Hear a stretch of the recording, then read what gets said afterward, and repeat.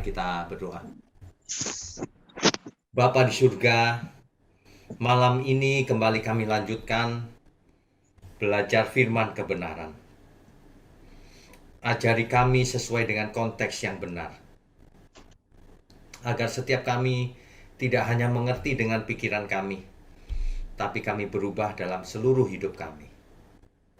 Ampuni segala ketidaktepatan kami selama ini. Mohon berkati mulut hamba-Mu untuk menyampaikan kebenaran ini. Hanya di dalam nama Tuhan Yesus kami berdoa dan mengucap syukur. Amin.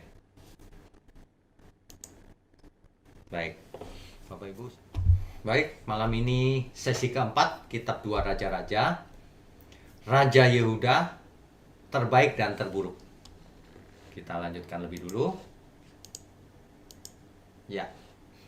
Bapak Ibu, Saudara yang pernah mengikuti sesi-sesi sebelumnya, kita sudah sampai pada pembacaan Alkitab pada waktu Israel dibuang ke Asyur. Tahunnya menunjukkan 722 sebelum Masehi. Dibuang ke Asyur. Nah, kalau kita mendengar kata kerajaan Israel, artinya adalah kerajaan utara.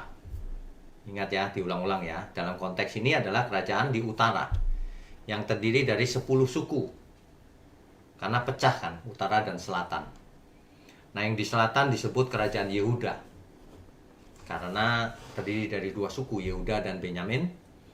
Sedangkan Benyamin sangat kecil sukunya sehingga tidak diabaikan saja. Disebut kerajaan Yehuda. Ini adalah petanya di sebelah kiri. Ya. Bapak Ibu bisa melihat bagaimana posisi daripada Asyur dan juga Yerusalem. Yerusalem kan di sini. Ibu kota kerajaan selatan kan Yerusalem. Ibu kota kerajaan utara Samaria yang disebut Israel. Jadi kerajaan Israel, ibu kotanya Samaria. Diangkut ke Asyur. Inilah kerajaan Asyur yang demikian luas ini. Yang kuning ini. Nah, sedangkan ibu kotanya Asyur adalah Niniwe. Bapak Ibu Saudara sekalian yang kalau kita mendengar kata Niniwe, kota Niniwe, kita ingat siapa? Nabi Yunus. Nanti kita akan bahas tersendiri soal itu, ya. Tapi kita harus tahu Niniwe ini ibu kota daripada Asyur. Artinya kota besar, bukan kota kecil ya. Jadi orang Israel semuanya diangkut ke dari tanah pusaka ke Asyur. Ke utara itu Asyur itu, ya. Jadi begitu.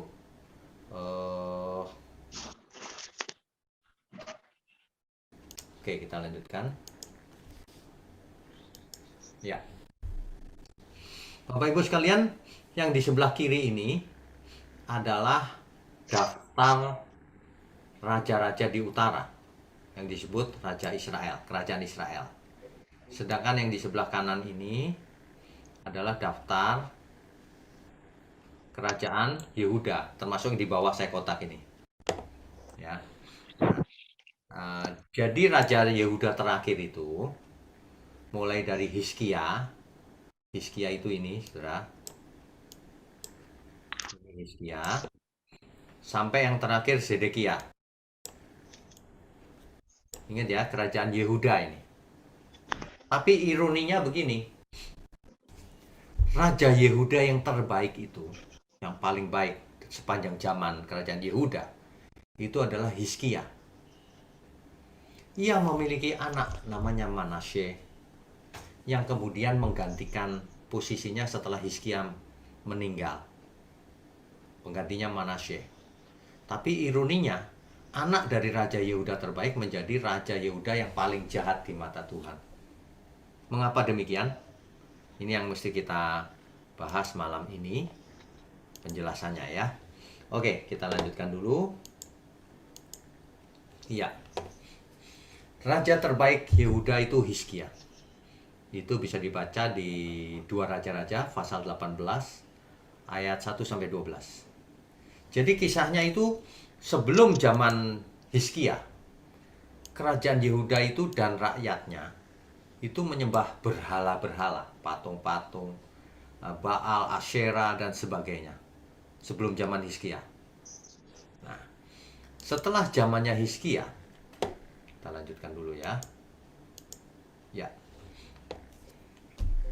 kita baca dari sebentar. Ya, dari pasal 18 dari ayat 1 ya. Maka dalam tahun ketiga zaman Hosea bin Ela, Raja Israel.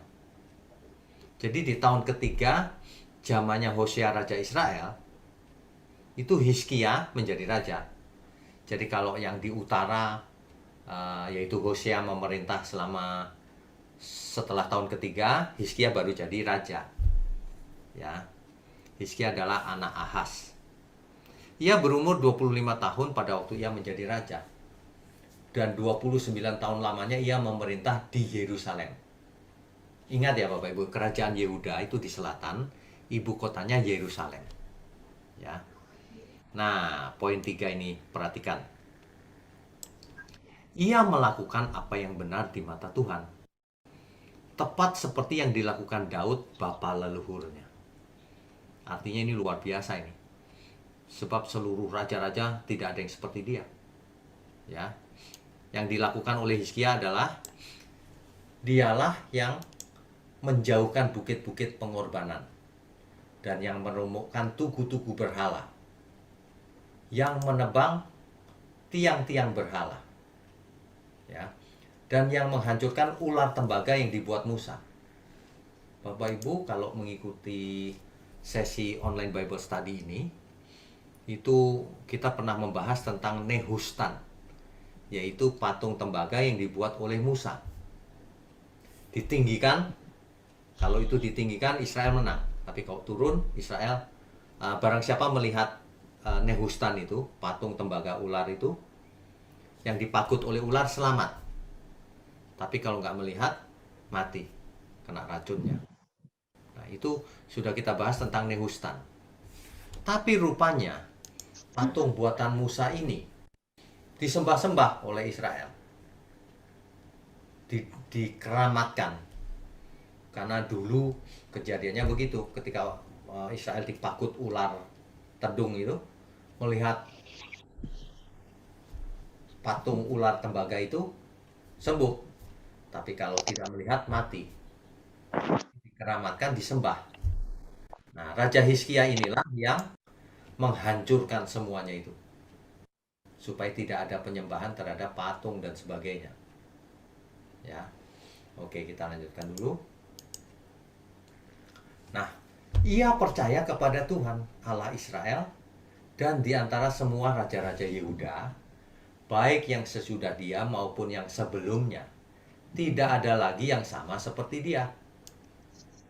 Ini menunjukkan bahwa Hizkia ini yang paling luar biasa dari Raja Yehuda. Ya, jadi jangan sampai kita tidak mengerti. Yang paling baik itu Hizkia di zaman ini. Ia menghancurkan semua berhala-berhala. Ayat 6-nya, ia berpaut kepada Tuhan, tidak menyimpang daripada mengikuti dia. Dan ia berpegang pada perintah-perintah Tuhan yang telah diperintahkannya kepada Musa. Ia taat, saudara. Maka, ayat 7-nya, maka Tuhan menyertai dia. Kemanapun juga ia pergi berperang, ia beruntung. Ia memberontak kepada Raja Asyur dan tidak lagi takluk kepadanya. Dialah yang mengalahkan orang Filistin sampai ke Gaza dan memusnahkan daerahnya, baik menara-menara penjagaan maupun kota-kota yang berkubu. Ya, jadi Hizkia ini dilindungi Tuhan. Kita lanjutkan dulu. Ya, perlu Bapak Ibu ketahui, salah satu nabi yang hidup di zamannya Hizkia ini adalah Nabi Yesaya. Ingat itu ya. Tapi tentang Nabi Yesaya sendiri, nanti kita akan bahas khusus di kitab Yesaya tentunya. Tapi Bapak Ibu Saudara harus tahu bahwa Nabi Yesaya lah hidup di zamannya Hizkia. Ya. Ayat 32, sebab itu beginilah firman Tuhan mengenai Raja Asyur. Jadi Tuhan menyampaikan pesan melalui Nabi Yesaya. Ia tidak akan masuk ke kota ini dan tidak akan menembakkan panah ke sana. Tentang Raja Asyur nih. Juga ia tidak akan mendatanginya dengan perisai dan tidak akan menimbun tanah menjadi tembok untuk mengepungnya. Dikatakan begini, ayat 34 langsung deh. Dan aku akan memagari kota ini untuk menyelamatkannya, oleh karena aku dan oleh karena Daud hambaku. Jadi Tuhan melindungi ini kota Yerusalem ya dari serangan Asyur. Kalau Samaria kan sudah hancur oleh Asyur, di penduduknya dibawa ke Asyur kan. Nah, tapi Yerusalem dilindungi oleh Tuhan. Ya. Jelas ya, ini petanya nih di samping. Ini Yerusalem, ini Samaria. Samaria ibu kota kerajaan utara, kerajaan Israel. Yerusalem ibu kota dari kerajaan Yehuda di selatan. Nah, oke. Ini Niniwe nih, ibu kota Asyur. Ini Babylon. Ya, kita tahu nanti kerajaan Asyur pun dikalahkan oleh Babel. Oke, kita lanjutkan dulu.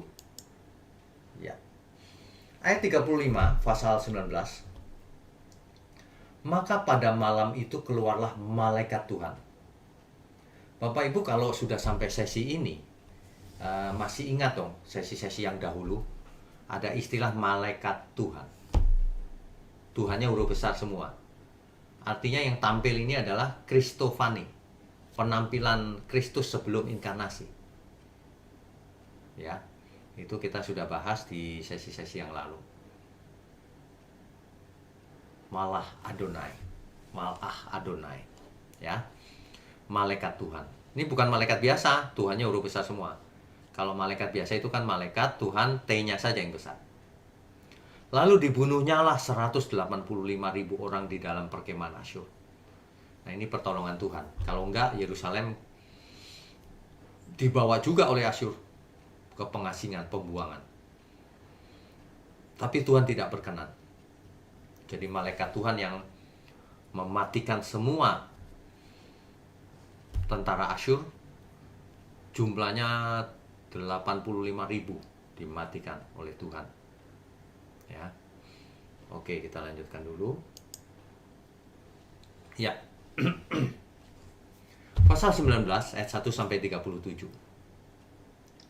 Hampir 100 tahun dalam sejarah kerajaan Yehuda, dari tahun 732 sampai 640 sebelum Masehi, hanya Hizkialah raja Yehuda yang taat dan beriman kepada Tuhan. Itulah sebabnya Tuhan memperpanjang umur Hizkia 15 tahun dan melepaskannya dari tangan Asyur. Salah satunya itu, ya. Ayat 36 dijelaskan ini, ada raja Asyur yang namanya Sanherib. Ia pulang karena banyak yang mati tadi itu, 85.000 mati kan. Jadi ia pulang, nggak jadi perang. Tapi di ayat 37-nya, pada suatu kali ketika ia sujud menyembah di dalam kuil Nisroch, ia kan penyembah berhala, lagi ia menyembah Allahnya itu, Nisroch itu, maka kedua anaknya ini, Adramelek dan Sarezer itu membunuh dia dengan pedang. Waduh, ini tragis juga ya. Kita lanjutkan dulu. Ya. 2 Raja-Raja pasal 20 ayat 1 sampai 11. Pada hari-hari itu Hizkia jatuh sakit dan hampir mati. Dalam pikiran Hizkia, mati aku kali ini. Lalu datanglah Nabi Yesaya bin Amos dan berkata kepadanya, beginilah firman Tuhan, sampaikanlah pesan terakhir kepada keluargamu, sebab kau akan mati, tidak akan sembuh lagi. Begitu kata Nabi Yesaya. Lalu Hizkia memalingkan mukanya ke arah dinding dan ia berdoa kepada Tuhan. Ah Tuhan, ingatlah kiranya bahwa aku telah hidup di hadapan-Mu dengan setia dan dengan tulus hati, dan bahwa aku telah melakukan apa yang baik di mata-Mu. Kemudian menangislah Hizkia dengan sangat. Hizkia mohon banget dengan Tuhan supaya tidak mati.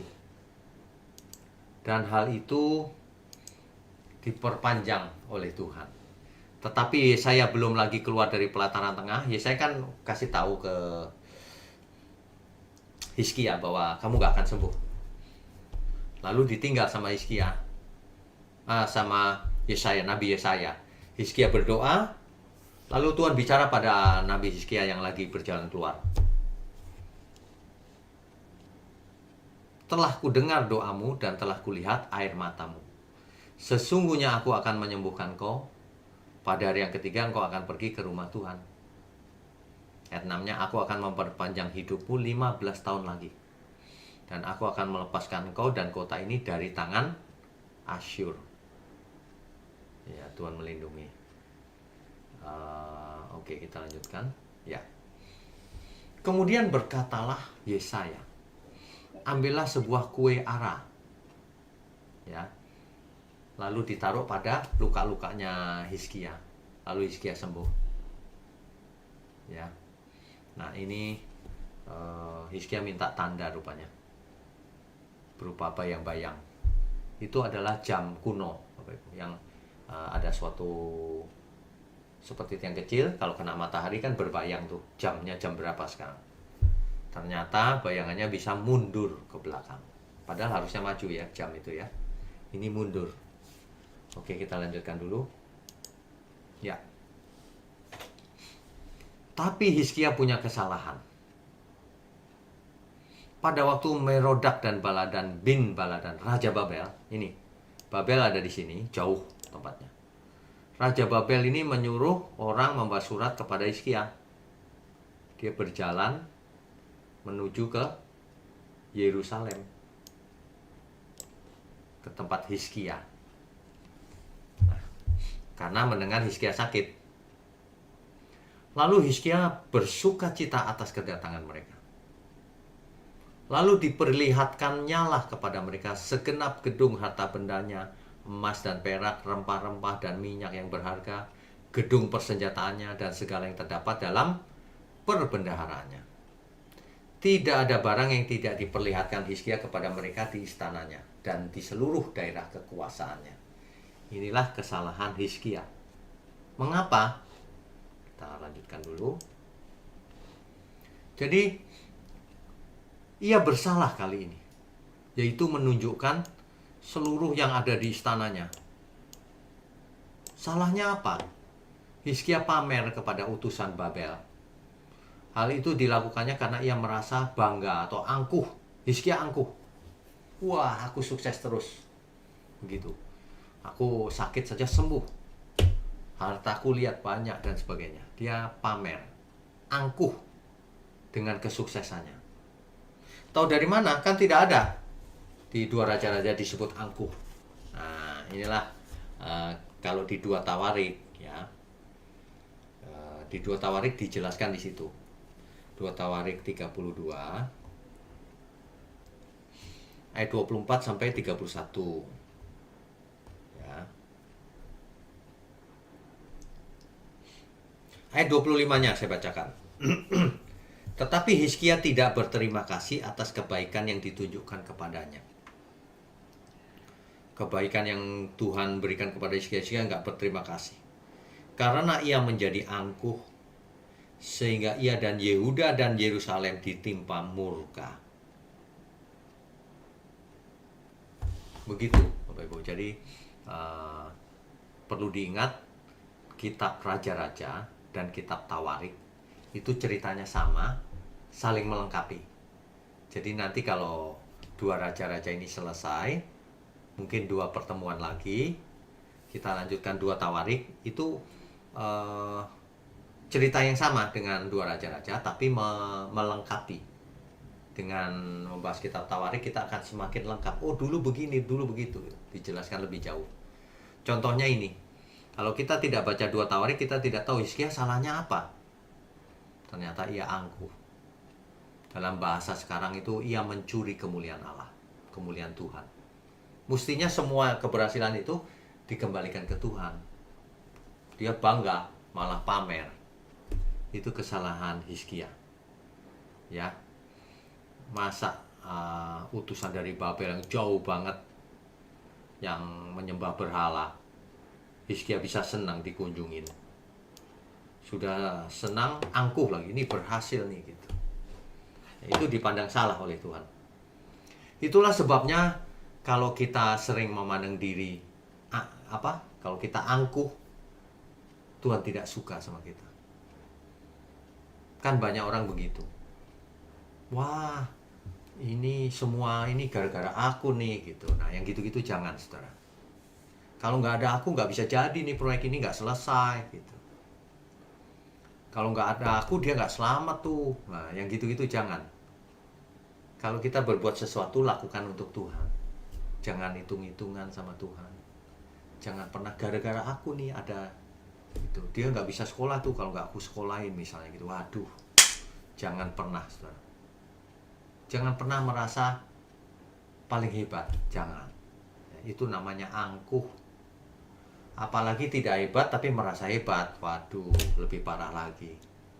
Semua harus dikembalikan kepada kemuliaan Tuhan. Begitu ya. Jangan salah ya. Kita terus. Nah, hukumannya apa bagi Hizkia? Karena Hizkia angkuh itu. Nah, ini hukumannya. Kemudian datanglah Nabi Yesaya kepada Raja Hizkia. Ditegur lagi melalui Nabi Yesaya. Apakah yang Nabi itu bertanya, apakah yang telah dikatakan orang-orang ini? Dari mana mereka datang? Jawab Hizkia.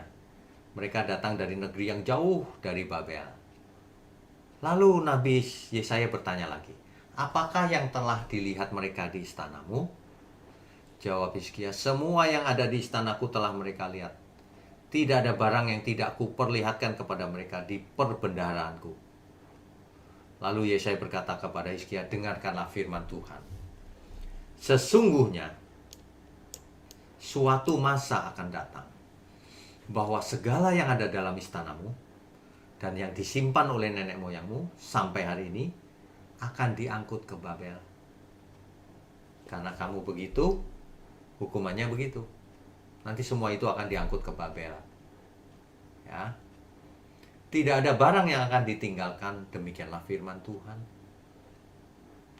Dan dari keturunanmu lah yang akan kau peroleh, akan diambil orang untuk menjadi sida-sida di istana Raja Babel.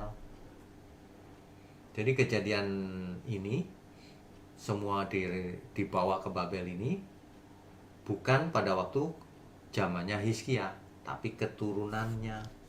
Ini ya, dari keturunanmu ini yang akan kau peroleh, akan diambil orang menjadi sida-sida di istana Raja Babel. Dari keturunannya, jadi Hizkia aman. Nah, tapi Hizkia rupanya egois.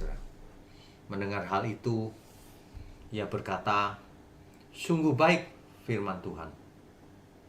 Kalau kita nggak teliti ya, seolah-olah gini, Hizkia menerima lo dihukum. Bukan itu. Hizkia, wah aku selamat nih, keturunanku aja yang kena malah petaka itu. Egois Hizkia. Ya, dia berkata sungguh baik firman Tuhan. Kenapa? Karena kejadian yang buruk itu akan terjadi, tidak terjadi selama ia hidup, melainkan pada keturunannya. Apa sih? Ini yang ayat 17 tadi. Sesungguhnya suatu masa akan datang bahwa segala yang ada dalam istanamu dan yang disimpan oleh nenek moyangmu sampai hari ini akan diangkut ke Babel. Ya, dari keturunanmu, bukan pada waktu engkau hidup. Makanya Hizkia menjawab, sungguh baik firman Tuhan yang engkau ucapkan itu. Tetapi pikirnya, Hizkia berpikir gini, asal ada damai dan keamanan seumur hidupku, kalau keturunanku terserah, itu egois banget ya. Kemudian Hizkia mendapat perhentian bersama-sama dengan nenek moyangnya dan digantikan oleh anaknya Manasye. Tapi meskipun demikian, Hizkia adalah raja yang paling baik dibandingkan yang lain, baik yang sebelum zaman Hizkia maupun sesudahnya. Nah, ketika Hizkia mati digantikan oleh anaknya yang namanya Manasye. Inilah ironi yang terjadi itu. Raja terburuk Yehuda itu Manasye. Kenapa? Dulu Hizkia menghentikan penyembahan berhala dan sebagainya, termasuk patung ular tembaganya Musa, Nehushtan, dihancurkan oleh Hizkia. Tetapi Manasye yang adalah anak Hizkia, ini raja terburuk dalam seluruh sejarah kerajaan Yehuda. Kenapa? Karena ia memimpin bangsanya untuk menyembah Baal dan Asyera. Balik lagi, saudara. Seperti dulu Raja Ahab lakukan di kerajaan utara. Sama persis. Nyembah Baal, nyembah Asyera. Bahkan, ia menempatkan tiang Asyera di dalam rumah Tuhan. Bayangin. Kebangetan nggak ini? Ya ada di Yerusalem. Ini kekejian bagi Tuhan. Menghina Tuhan itu. Ya. Ini ayatnya dari 6 sampai 6, 7 dan 9. Saya bacakan ya. Bahkan ia mempersembahkan anaknya sebagai korban dalam api. Lebih parah lagi. Anaknya sendiri dikorbankan dalam api. Kemudian melakukan ramal dan telaah, meramal maksudnya. Dan menghubungi para pemanggil arwah dan para pemanggil roh peramal. Ini jahat sekali di mata Tuhan. Ia melakukan banyak yang jahat di mata Tuhan sehingga ia menimbulkan sakit hatinya. Tuhan sakit hati. Ia menaruh juga patung Asyera yang telah dibuatnya dalam rumah Tuhan itu. Ya. Tetapi mereka tidak mau mendengarkan meskipun diingatkan oleh Nabi. Ya. Sehingga mereka melakukan yang jahat lebih daripada bangsa-bangsa yang telah dipunahkan Tuhan dari hadapan orang Israel. Jadi Manasye ini jahatnya melebihi bangsa-bangsa Kanaan. Jahat sekali, sengaja membuat penyembahan Baal, Asyera ditaruh di bait Allah. Waduh, raja terburuk Yehuda itu Manasye. Ya. Hukumannya apa terhadap Yehuda atau Manasye? Ini dia hukumannya. Oleh karena Manasye Raja Yehuda telah melakukan kekejian-kekejian ini, berbuat jahat lebih daripada segala yang telah dilakukan oleh orang Amori yang mendahului dia, dan dengan berhala-berhalanya ia telah mengakibatkan orang Yehuda berdosa juga. Kan ia yang memimpin semua rakyatnya untuk menyembah itu, berhala itu. Sebab itu beginilah firman Tuhan Allah Israel. Sesungguhnya aku akan mendatangkan malapetaka atas Yerusalem dan Yehuda, sehingga setiap orang yang mendengarnya akan bising kedua telinganya. Nah, lagi pula Manasye mencurahkan darah orang yang tidak bersalah sedemikian banyak. Wah, jahat rupanya Manasye. Ya. Oke, kita lanjutkan ya. Ya. Jadi ini minggu depan, sesi kelima, itu kok nggak bisa. Akhir kerajaan Yehuda. Rupanya Yehuda sejak zamannya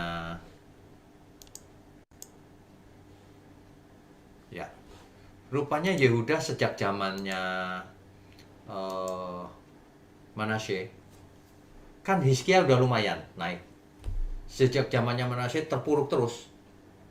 Dan nanti kita lihat di Rabu depan tidak pernah naik lagi, saudara. Turun terus sampai akhirnya hancur. Itulah sebabnya Tuhan mengizinkan nanti pembuangan ke Babel. Jadi kerajaan Israel pecah menjadi dua. Satu dibuang ke Asyur, satu dibuang ke Babel nanti. Tragis, habis kerajaannya. Itulah akhir daripada kerajaan Israel. Ya. Jadi Bapak Ibu, kita bisa belajar ambil hikmatnya dari kisah ini. Bayangkan sebenarnya Israel tidak memiliki raja pada mulanya. Iya dong, kan rajanya Tuhan sendiri. Tapi Israel minta raja. Sudah diperingatkan. Nanti kalau kamu minta raja, kau dijadikan budak oleh raja. Anakmu perempuan dijadikan dayang-dayang atau apa gitu. Tapi Israel tetap ngotot minta raja. Seperti bangsa lain itu loh punya raja, masa kita nggak punya gitu. Akhirnya Tuhan berikan, ya udah kasih raja. Tapi harus tetap menyembah aku, jangan yang lain ya. Gitu. Nah itu makanya Raja Saul mulanya dan seterusnya. Raja demi raja yang bagus, yang paling baik itu Daud. Kemudian Hizkia. Nah yang lain-lain ini mengherankan. Baik kerajaan di utara maupun di selatan. Semuanya balik-baliknya menyembah Baal dan Asyera. Bisa-bisanya Manasye mempersembahkan korban anaknya di dalam api. Meramal, sihir, tenung, semua diperbuatnya. Sehingga orang Kanaan saja kalah jahat sama dia. Waduh, ini berat sebenarnya. Makanya hari ini kita ambil hikmatnya. Kalau kita belajar kenapa sih orang tegar tengkuk? Tegar tengkuk binasa, tegar tengkuk binasa. Terus begitu. Hari ini sama, saudara. Kenapa sih orang-orang itu tidak mau bertobat? Kenapa sih di gereja melayani nggak mau yang benar? Nah, gitu. Pusatnya diri sendiri. Gampang tersinggung, hitung-hitungan sama Tuhan. Nggak jadi pelayan Tuhan. Jemaat tidak mau bertobat. Ke gereja cuma hari Minggu. Kan itu namanya tegar tengkuk juga, sama. Kalau kita belajar dua raja-raja ini, sebagian heran kan, kenapa Israel begitu tegar tengkuk ya? Yang disembah Baal, Asyera, macam-macam gitu berhalanya itu. Kenapa tidak belajar dari sejarah? Padahal raja-raja sebelumnya Tuhan tidak berkenan, kan tahu. Kan perintah Musa jelas, jangan ada ilah lain di hadapanku. Lah kok mereka ngulang-ngulang terus ya? Nah, hari ini juga sama. Bengkau minum, bengkau makan, lakukan semuanya untuk Tuhan. Dan melakukan apa saja. Lah kok tetap gak mau nurut ya? Heran ya. Heran. Tetap egois. Tidak jujur. Kan banyak yang begitu ya. 10 hukum Tuhan, jangan mencuri. Berani mencuri, sengaja lagi. Itu yang begitu-begitu kan. Jika orang sengaja berbuat dosa, dia celaka loh. Kalau nggak sengaja masih oke, aku belajar lagi Tuhan. Tapi kalau sengaja, apalagi mensabotase pekerjaan Tuhan dengan berbagai bentuknya, loh itu yang diserang Tuhan loh. Ya, jangan ya, saudara ya. Kita mesti bertobat. Semua orang buat salah, tapi salahnya jangan kebangetan. Nah, gitu loh. Jadi kita belajar malam ini dari polanya masih sama, Israel buandel. Nah, cuman malam ini ada raja yang lumayan, yang sangat baik, Hizkia, seperti Daud. Dan ironinya anaknya sendiri menjadi raja yang paling jahat, Raja Yehuda. Kadang-kadang begitu, saudara. Seorang bapaknya baik, anaknya jahat. Tapi bisa juga bapaknya jahat, anaknya jadi baik. Apa ini maksudnya? Maksudnya setiap manusia punya kehendak bebas. Bukan soal genetik. Kalau orang tua baik, anaknya pasti baik. Enggak. Sejarah sudah jelas mengisahkan demikian. Makanya siapapun kita, jangan berpikirnya gitu, orang tua aku begitu, aku nggak bisa lebih baik loh. Kita harus lebih baik dari generasi ke generasi. Itulah sebabnya kita harus ajari anak kita sejak kecil, supaya tidak seperti Hizkia, anaknya menjadi raja paling jahat. Sementara Hizkia raja paling baik di mata Tuhan, di zamannya kerajaan Yehuda. Kan begitu ya. Ada banyak yang bisa kita petik hikmatnya sebenarnya kalau kita belajar apapun di Alkitab kita. Tapi intinya itu, Tuhan sudah peringatkan jangan ada ilah lain. Jangan kau menyembah yang lain. Tapi terus-menerus ngulangnya itu terus. Hari ini manusia juga sama. Ngulangnya itu terus, disuruh bertobat. suruh tidak punya kepentingan diri, kepentingannya yang diutamakan. Ini kan sama saja tegak tengkuk artinya. Jadi masalah di dunia ini sama sebenarnya. Tegak tengkuk, tidak nurut sama Tuhan, yang diutamakan kepentingan diri sendiri, egonya itu nomor satu. Itu yang mencelakakan manusia sebenarnya. Ya, oke, malam ini kita lanjutkan dengan diskusi dan tanya jawab. Silakan Bapak Ibu kalau ada yang mau tanya. Pak Asael mau tanya, silakan Pak. Tunggu, saya buka dulu sebentar. Ya, sudah bisa unmute. Ya. Malam Pak Wigno. Selamat malam. Ini kitab Raja-Raja ini kan yang menulis Nabi Yesaya ya Pak, kalau nggak salah ya. Raja-raja yang menulis siapa ya? Saya belum ngecek tuh. Kenapa Pak? Oh, setahu saya Nabi Yesaya ya. Terus? Tapi kan ditulis tadi bahwa Hizkia itu adalah raja terbaik dari kerajaan Yehuda ya. Ya. Baik itu dari raja-raja sebelumnya Ya. maupun sampai sesudahnya, sampai raja terakhir kerajaan Yehuda. Nah itu kan berarti penulisnya itu sangat panjang umur ya Pak, sampai ratusan tahun ya, karena bisa menyimpulkan itu. Mesti dicek tuh Pak, Yesaya itu umurnya berapa ya? Nah itu. Mesti dicek tuh. Nanti kan kita sampai ke kitab Yesaya Pak. Di kitab Yesaya itu ada ini nanti umurnya berapa dan sebagainya itu. Seingat saya memang yang nulis Nabi Yesaya, seingat saya. Oh. Nah kok bisa sampai pada kesimpulan itu? Berarti pada saat dia menulis di dua raja-raja yang tadi, dia bisa menyimpulkan bahwa Raja Hizkia adalah raja terbaik dari kerajaan Yehuda sampai Raja Yehuda yang terakhir. Berarti kan dia menulisnya kapan itu? Bukan Yesaya Pak penulisnya. Oh bukan Yesaya ya? Bukan. Oh. Tidak diketahui. Oke. Kemungkinannya Yeremia atau sekumpulan nabi-nabi. Itu lebih masuk akal. Bukan satu orang Yesaya, bukan. Berarti mungkin disempurnakan gitu ya tulisannya, karena kesimpulan sampai bisa menyimpulkan Hizkia yang terbaik sampai Raja Yehuda terakhir kan berarti rentang waktunya ratusan tahun, Pak. Betul. Makanya lebih mungkin ditulis oleh sekelompok nabi-nabi. Bukan satu orang. Ya. Oke, yang kedua, Pak. Ya. Tadi dijelaskan bahwa malaikat Tuhan atau Kristofani itu kan membantai 185.000 orang.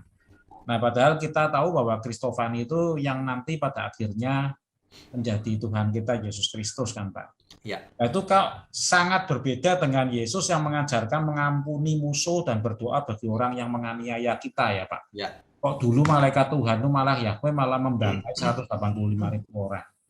Ya. Oke, ini jelas nih. Ini pertanyaannya mirip dengan gini. Perjanjian lama itu kok tegas kejam gitu ya. Perjanjian baru itu kok lemah lembut, seolah-olah begitu. Sebenarnya tidak juga, Pak. Di perjanjian baru masih yang sama, tidak berubah. Contohnya apa? Ananias Safira menipu Tuhan, langsung mati loh, Pak. Oke. Iya kan? Kan Tuhan yang sama. Jadi Tuhan itu tidak berubah, Pak. Yang berubah apanya? Tergantung konteks yang dihadapi. Misalnya gini, perjanjian lama tidak bisa dituntut sempurna, belum diajarin Injil. Nggak dituntut seperti itu. Makanya di perjanjian baru dituntut, kamu harus sempurna. Nah, dulu perjanjian lama nggak bisa mengusir setan. Di perjanjian baru, usirlah setan. Maka ia akan lari daripadamu. Kan gitu. Tapi Yesus, Kristofaninya itu membantai 185.000 orang itu gimana ya Pak? Kok kejam? Itu bukan membantai Pak. Dimatikan gitu aja mati semua. Oh gitu ya? Ya bukan ditusukin pegang satu-satu ya, enggak lah. Pokoknya mati tiba-tiba, nggak tahu kenapa. Oke Pak, terima kasih Pak. Ya, terima kasih. Oke, berikutnya Gunawan Jolinta ya. Silakan, di unmute.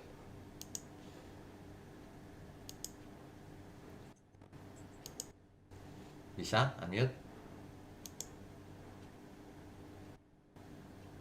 Oh ya, udah bisa. Selamat malam Pak Wigno. Selamat malam. Silakan. Ya baru kali ini tanya.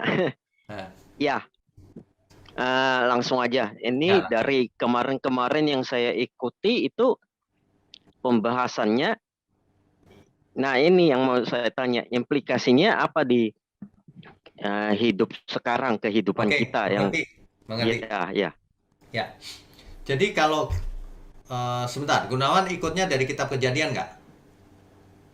Enggak. Oh enggak ya, oke. Iya. Kalau ikut dari kitab Kejadian pasti mengerti, sebab Oh, implikasinya banyak.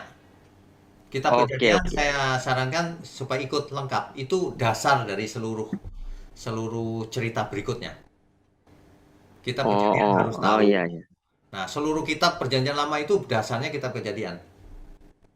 Iya, iya, iya, iya. Nah, Oke. jadi sebenarnya semua yang kita pelajari ini apa implikasinya dalam hidup kita hari ini? Ada banyak. Makanya setiap kali suatu topik saya sampaikan, di akhirnya saya kasih implikasinya kan, gitu. Kita Oh, jangan oh. seperti Israel seperti itu. Jangan seperti raja-raja yang jahat itu. Oh, berarti intinya harus berbuat yang benar di itu di hadapan Tuhan.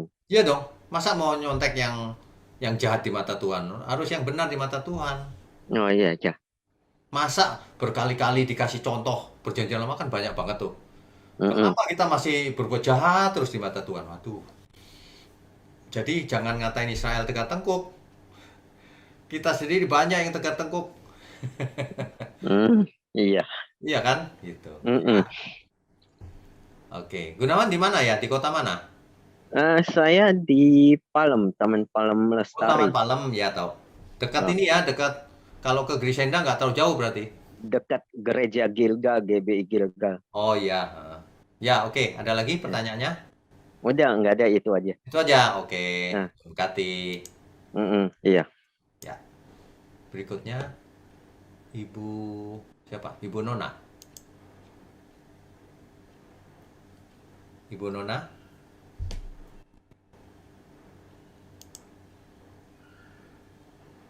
Silakan, Ibu Nona.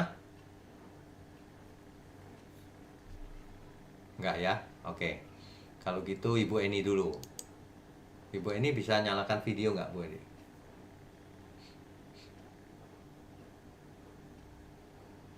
Silakan, Bu Eni.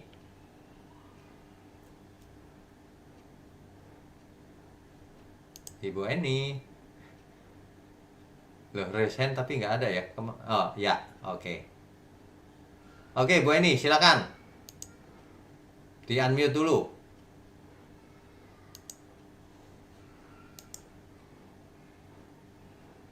Oke, unmute ya Pak. Ya, sudah.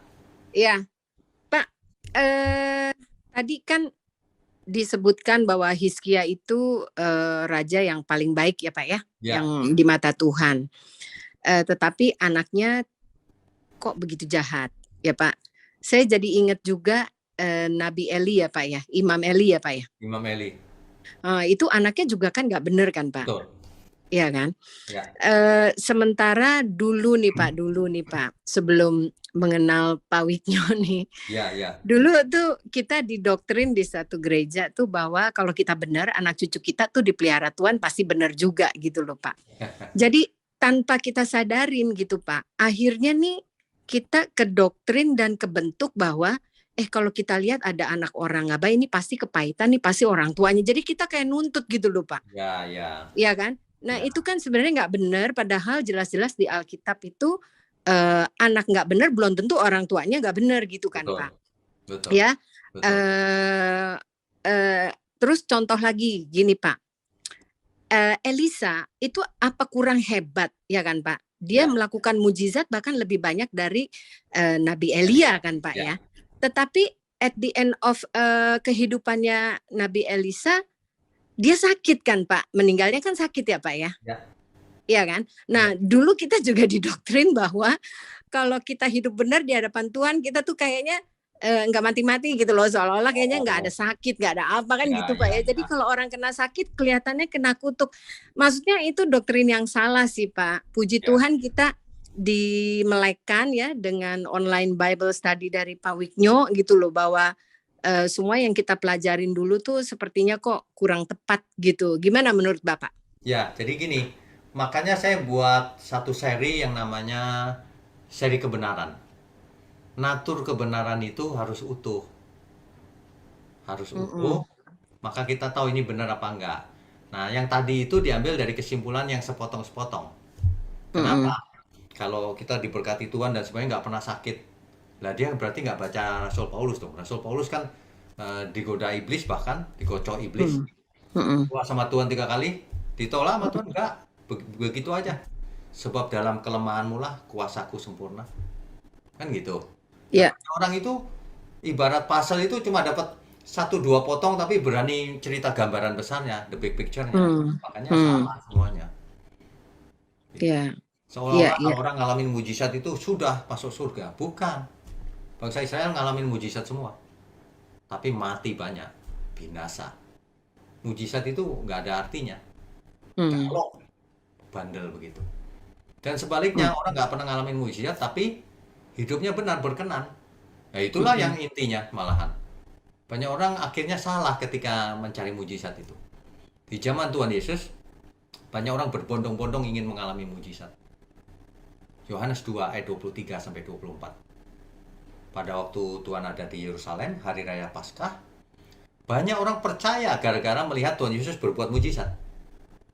Tapi apa responnya Tuhan? Seneng gitu? Enggak.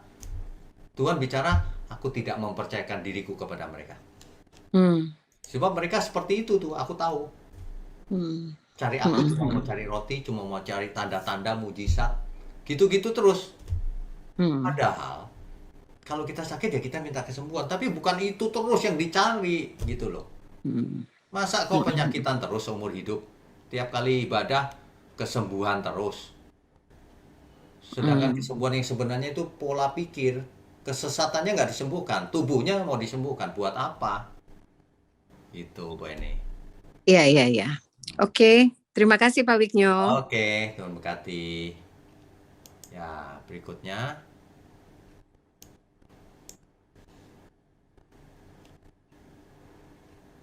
Ibu Nona bisa unmute? Sudah bisa? Tidak ada respon. Pak Payaman aja kalau gitu. Silakan Pak Payaman.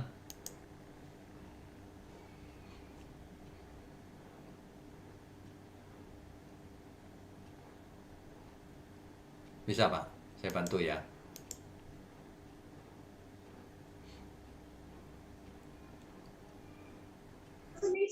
Ya, bisa Pak. Sudah. Halo, selamat malam Pak. Selamat Shalom. malam.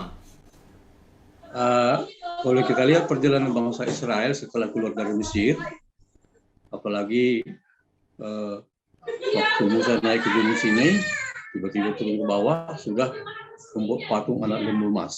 Ya. Kemudian dalam perjalanan hidup orang Israel, maupun setelah tiba di Kanaan, bahkan yang terakhir Raja Manasye, juga terburu akibat menghidupkan kembali penyembahan berhala. Ya.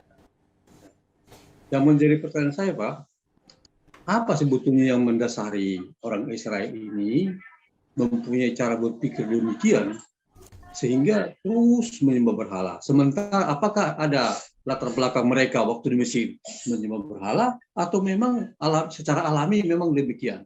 Kemudian nanti apa juga dasarnya sampai mengorbankan anak kandungnya? Ini luar biasa sebetulnya kalau kita pikir pada zaman perjanjian baru. Makasih, Pak. Ya, ini memang fakta yang aneh sih memang. Kenapa ngulang-ngulang menyembah berhala? Ini sulit dijawab nih Pak. Faktanya mereka begitu gitu. Menurut saya ya Pak, yang paling masuk akal adalah karena bangsa-bangsa sekitarnya itu melakukan itu. Dan mungkin sangat kemungkinan besar kelihatannya kok sukses, sehat, makmur gitu. Makanya mereka ikut. Sama di Mesir juga begitu. Orang Mesir kok makmur-makmur. Mereka lupa bahwa mereka budak ya. Terang aja waktu melihat sekelilingnya makmur. Karena mereka budak. Jadi, tapi dari zaman ke zaman kan generasinya sudah pindah. Jadi, tapi tetap aja begitu.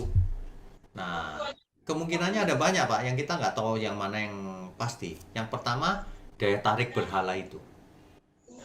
Berhala itu menjanjikan mujizat yang terjadi langsung. Mungkin ada contoh-contohnya orang yang bersaksi kita nggak tahu.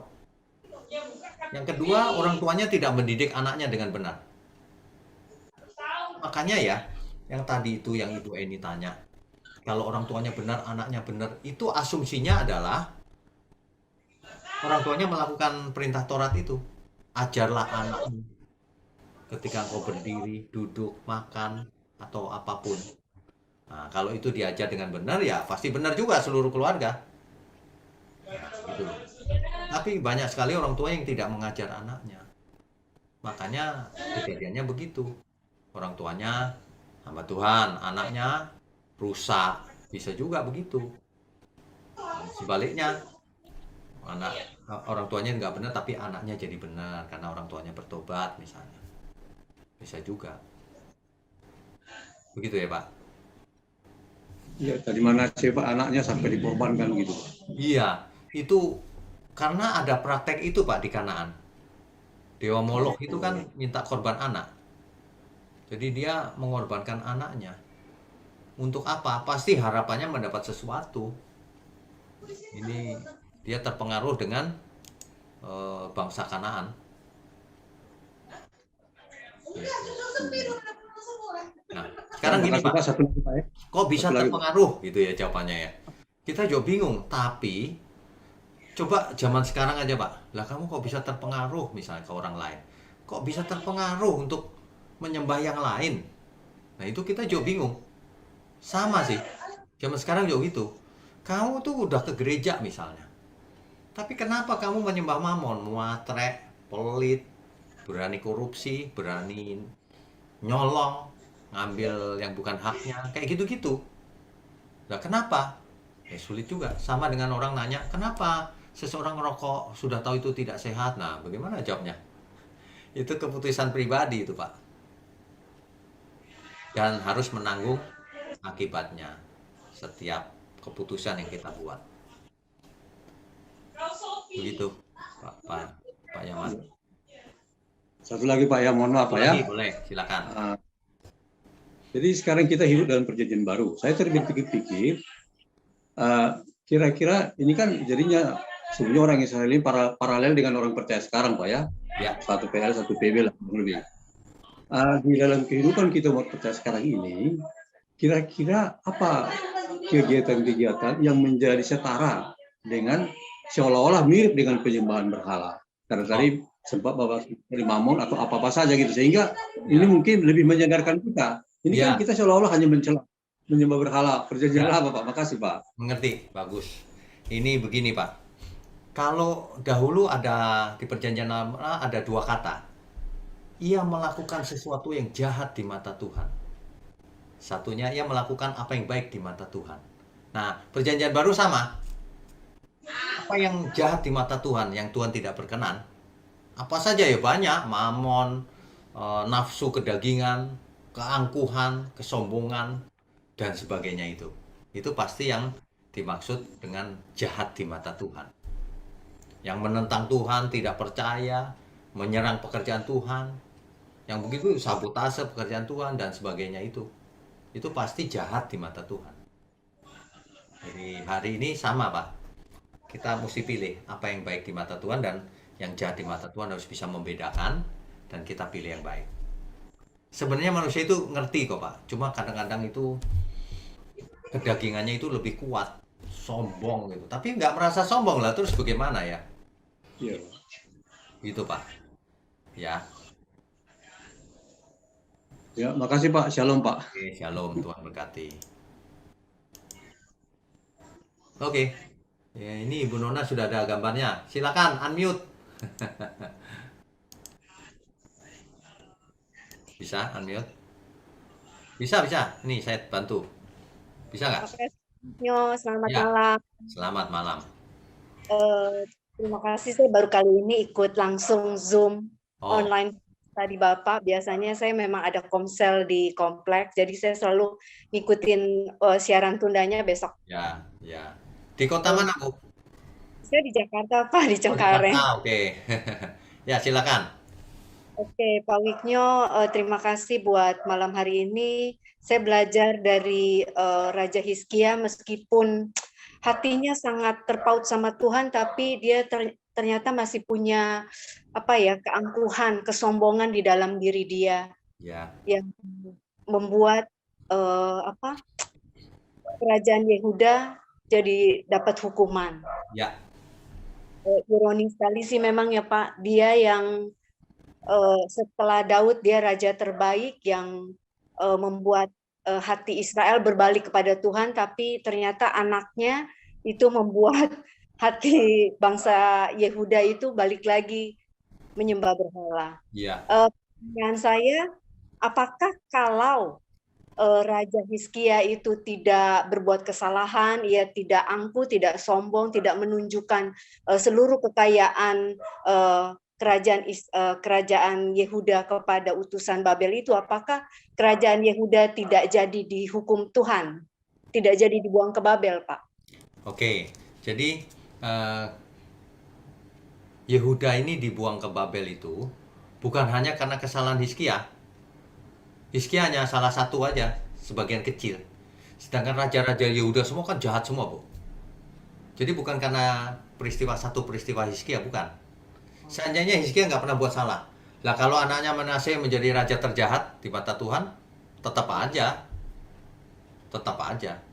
Jadi jangan sampai kita berpikir perbuatan seseorang mengakibatkan keturunannya jadi susah semua, jadi dihukum Tuhan. Nggak begitu juga. Tergantung respon daripada keturunannya. Gitu. Baik.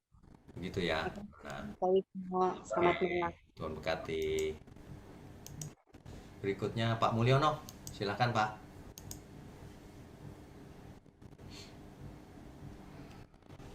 Ini saya bantu unmute ya. Oke. Ya. Malam, Pak Wiknya. Malam. Ya.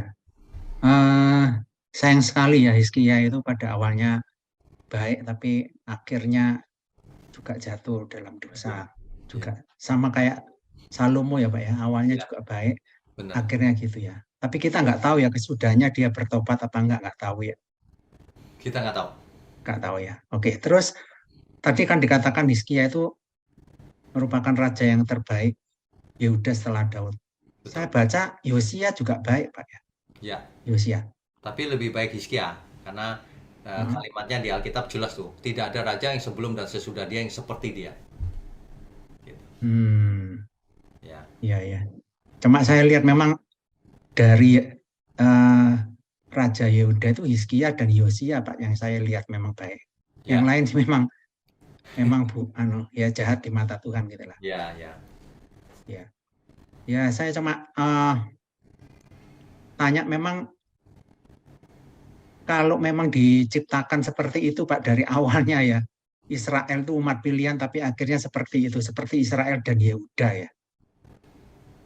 Itu memang sampai akhir zaman itu rasanya seperti kejadian yang sama ya Pak ya, yang terulang kembali Pak. Jadi itu gimana Pak? Ya. Jadi sebenarnya Tuhan tidak menciptakan seperti itu, rancangan Tuhan itu sempurna. Ini manusianya yang bandel. Sama kita sekarang jangan berpikir nasib nih aku begini, enggak. Kitanya yang bandel, sombong, egonya tinggi. Wah, yang begitu susah diajar untuk bertobat tuh susah, Pak. Kita kalau sudah menghadapi manusia itu paling susah memang. Berarti dari zaman dulu sampai sekarang sama kan Pak? Sama. Manusia yang angkuh itu ya itu modelnya. Nggak ada perubahan kan, dulu juga gitu, sekarang juga gitu kan? Sama angkuh ya angkuh. Egonya tinggi itu, wah udah deh, semua orang salah, dia sendiri yang benar. Nah itu ego. Ya meskipun ada perubahan zaman apapun kan tetap sifatnya manusia kan juga seperti ini kan Pak? Ya, ujungnya tetap sama, kehendak bebas. Yang beda kan lingkungannya, teknologinya, budayanya beda. Tapi hati tetap sama, responnya bagaimana?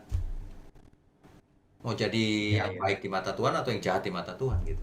Yang repot adalah ia merasa baik di mata Tuhan padahal jahat di mata Tuhan. Nah, repot nih. Cuma merasa. Ya. Jadi bentuknya bisa lain-lain, zaman dulu seperti itu, seperti tadi berhalanya juga lain kan bentuknya, gitu aja kan Pak. Tapi karakternya manusia kan juga sama kan dari dulu sampai sekarang ya. Sifat nggak taatnya itu besar sekali kan, seperti itu kan. Ya. Kalau seseorang tidak melepaskan diri dari segala miliknya, tak dapat jadi muridku, kata Tuhan Yesus. Makanya seseorang yang egonya tinggi itulah yang mencelakakan dia akhirnya. Nanti rasionya nggak jalan, perasaannya nggak jalan, etikanya pun mati akhirnya. Ya berani melawan, padahal ia yang salah, misalnya gitu. Ya. Tapi pada zaman setelah Tuhan Yesus kita lebih ini lagi ya dibandingkan perjanjian lama ya. Misalnya koreksinya sampai ke hati ya. Dulu zaman perjanjian lama kan nggak gitu kan Pak ya? Di zaman perjanjian lama cenderung harafiah, fisik. Tapi di perjanjian baru masuk ke dalam hati. Nah, lebih berat lagi mestinya Pak. Berzina itu kan kalau berhubungan seks di luar nikah, perjanjian lama. Kalau perjanjian baru, kamu melihat lawan jenismu aja, lalu kamu tergerak syahwatmu, itu sudah berzina. Gitu. Nah, ya berarti lebih berat lagi dibandingkan perjanjian lama, Pak. Jelas. Jelas. Ya. Berarti yang tersisa pasti lebih sedikit lagi, Pak ya? Lebih sedikit lagi, betul. Kan banyak yang dipanggil, sedikit yang dipilih. Ya. Lebih sedikit lagi yang taat sampai akhir. Nah, iya itu. Iya. Gitu. Ya.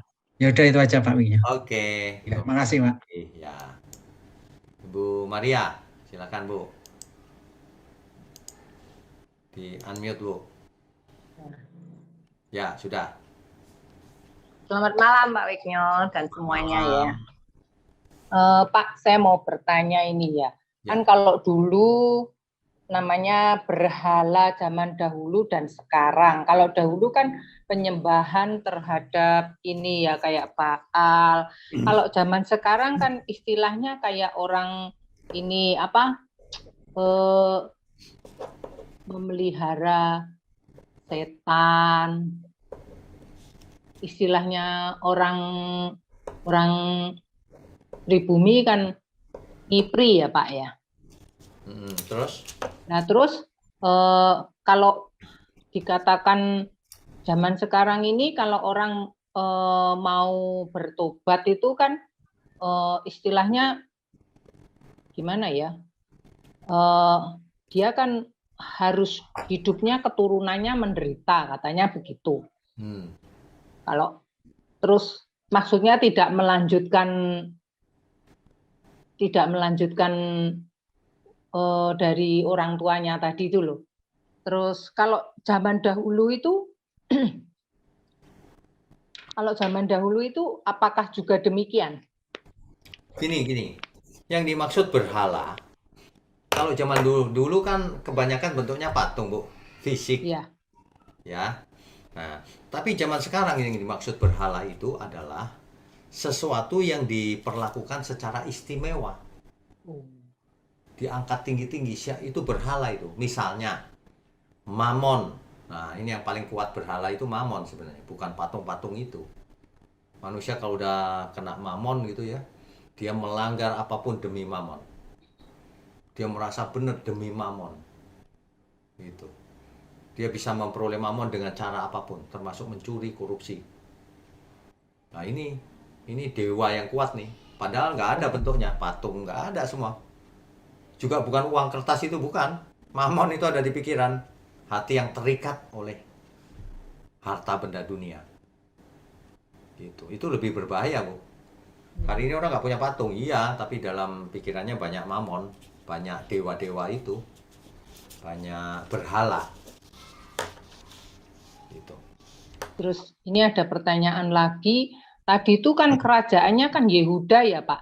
Kok yang habis kok kerajaannya enggak cuma Yehuda aja ya? Juga Israel juga habis ya? Oh, Israel kan habis lebih dulu yang kita bahas di sesi yang lalu. Oh. Yang ini cuma Yehuda yang kita bahas.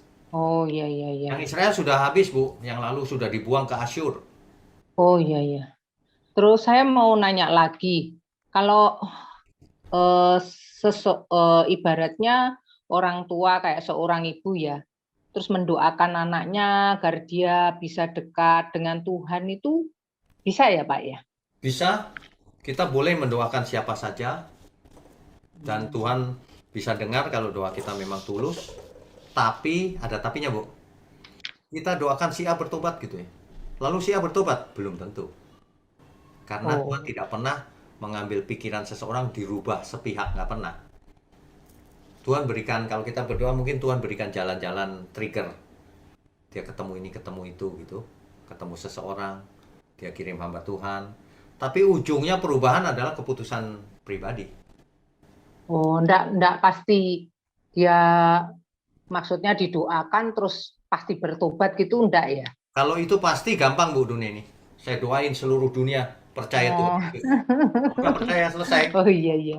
Kita rame-rame aja besok iya. jam 2 siang ya, kita berdoa sama-sama seluruh dunia. Terus selesai. Ya udah, gampang kalau gitu. Nggak bisa Bu. Iya. Oh ya, ya udah itu aja Pak. Oke. Terima kasih. Tuhan berkati. Tuhan berkati. Ya berikutnya Altin ya. Sorry mata saya agak jelas. Altin Raflan ya. Silakan. Bisa unmute?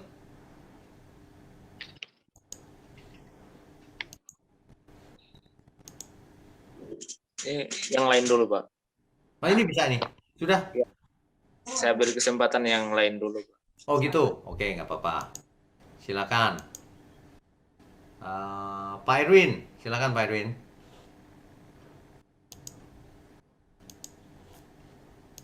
Unmute Pak. Ya. Terima kasih Pak. Ya. Selamat Advent bagi kita semua. Selamat menyambut Natal. Ya. Kebetulan baru kali ini bergabung Pak. Oh, pertama ya Pak? Iya. Dari kota mana Pak?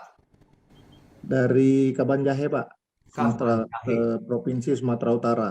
Oh oke. Ya silakan Pak. Mau tanya apa? Terima kasih. Kebetulan saya mengikuti ketertinggalan dari kitab Keluaran Pak. Ya. Pasca zaman Musa pada saat bangsa Israel lepas dari Laut Teberau. Ya. Saya mau nanya Pak sedikit.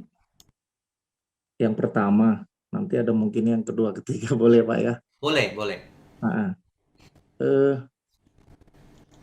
Bagaimana kita bisa menjelaskan secara sederhana Pak dan dapat kita terima secara ilmiah? Itu Tuhan kan melakukan perkara besar itu Pak di Laut Teberau. Ya. Ketika angin bertiup dengan sangat keras membelah Laut Teberau itu, ya. Sehingga dasar laut menjadi kering. Ya. Dan dinding laut itu kiri kanan seperti dinding itu airnya. Ya. Semalam-malaman gitu. Ya. Kalau misalkan angin itu secara keras kan bisa menghempaskan bangsa Israel yang jalan dari dasar laut itu Pak. Ya benar. Angin kenceng ya air, nggak cuma airnya, bangsa Israelnya juga hilang. Benar Pak. Itu secara ilmiah, apakah bagaimana menjelaskannya secara sederhana Pak? Mungkin itu yang pertama Pak. Dulu Pak. Ya. Jadi begini, ada research science yang mencoba menjelaskan hal itu. Laut Teberau itu bukanlah laut yang sangat dalam Pak. Laut Teberau itu laut yang berawa-rawa. Jadi seperti banyak tanaman rawa. Jadi nggak terlalu dalam laut itu. Nah semalam-malaman Tuhan ada angin, itu mau menggeser air itu. Sehingga kering.